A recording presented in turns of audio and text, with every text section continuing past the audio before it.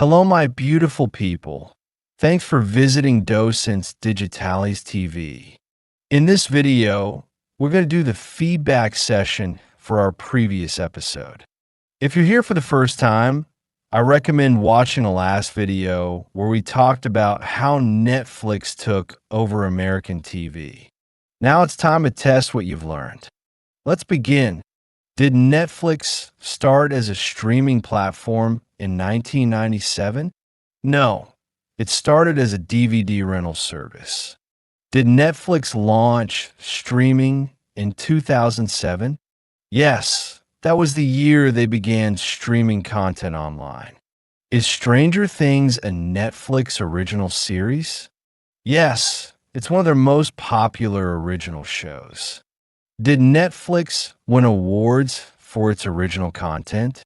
Yes, it has won many major awards, including Emmys. Does Netflix include commercials in its standard subscription? No, Netflix is known for being ad-free.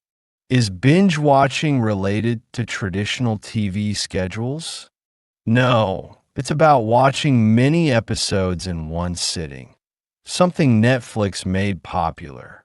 Can users only access Netflix from a television?